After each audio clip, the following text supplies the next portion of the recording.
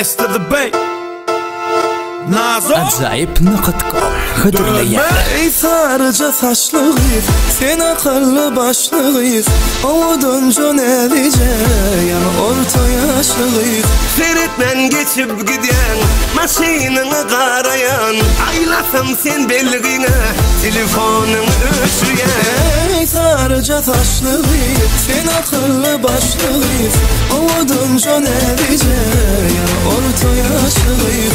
Feritmen geçip giden, maşinini karayan, Aylasam sen belliğine, telefonun öçüyen. Görmedim seni Ali, ovudunca yari, Lelicik aynacık, ovudunca yari. Nedlim giley beri, gelmesen bolyan deli, Kösemey buzani, söyünüm söyey beni. Başına basıp geçip, seyretmen için yakıp ya. Aynasın sala açıp bakmayarsın ya.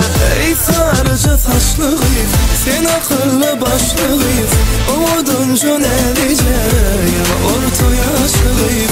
Feritmen geçip giden, maşinini karayan, Aylasam sen belliğine, telefonun öçüyen. İne men ine sen ine biz bile el ele yine de yöresek karasak bilecek illicek geleceğimize. Sözür sözümüzde duracağımıza. Gel bana nedicegim, sen lalicegim, sen şeyle nedik bizde yanca açılan tədəcə gül. Yılgırsın şeyle kavuşu yılgırsı yâlı bebecegin. Ele gelle bile gelle söyle bile dele sen tezelemetçegim. Sen yanı doğun gününü mavudun yanı açılan gülünü mavudun yanıp duran kalbimi savudun aşığıdan bu durmaşa yağadan süydüm yürüyüşünü karışını havadan sarı saçını darışını. Sen gördün dünyamı bedeye yok deyip yüreğim etmeye. Ey sarıca saçlı kız, sen akıllı başlı kız, Ovudunca nerlice, yan orta yaşlı kız. Seyretmen geçip gidiyor, maşinine karayan, Aylasam sen bildiğine, telefonumu öçüren.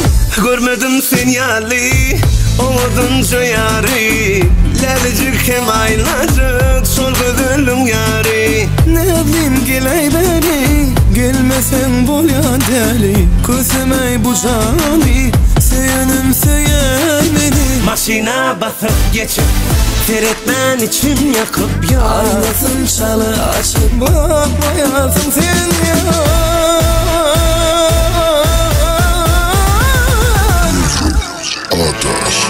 Ey sarıca saçlı kız, sen akıllı başlı